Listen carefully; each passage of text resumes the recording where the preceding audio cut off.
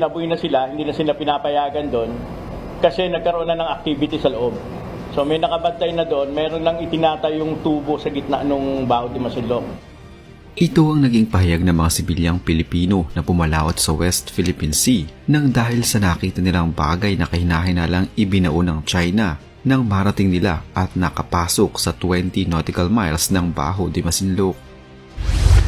Sa kanilang pagpalaot ay nakapamigay sila ng tulong at suporta sa mga mangingisdang Pilipino na doon din nangingisda. Ayon mismo sa leader ng grupo ng mga sibilyang ito, matapang nilang sinuong ang delikadong paglalakbay para lamang magtagumpay ang kanilang misyon sa lugar. Agad na sinumbong sa kanila ng mga mangingisdang Pilipino na naroon din sa lugar na nasa isang buwan na pala ang nakakalipas mula ng pagbawalan sila ng mga barko ng China na makalapit at makapangisda sa mismong bahura. Subalit bukod sa mga hinaing ng mga mangingisda, isa pa sa kanilang inamin sa grupo ng mga sibilyan ang paglalagay ng kahinahinalang tubo sa mismong lugar ng mga Chinese. Subalit wala silang ideya kung para saan ito at kung ano ang kinalaman ng tubo sa lugar.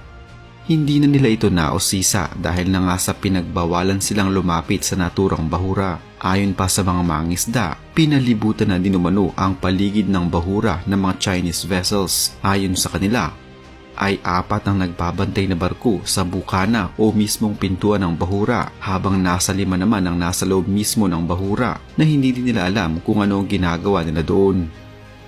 Hinihingan din sila ng mga huling isda ng mga Chinese ang mga Pilipinong mangingisda na naroon, hanggang sa kasalukuyan ay hindi pa din matukoy kung ano ang meron sa Baho de Masinloc at bakit nagbao ng China ng malaking tubo sa mismong bahura.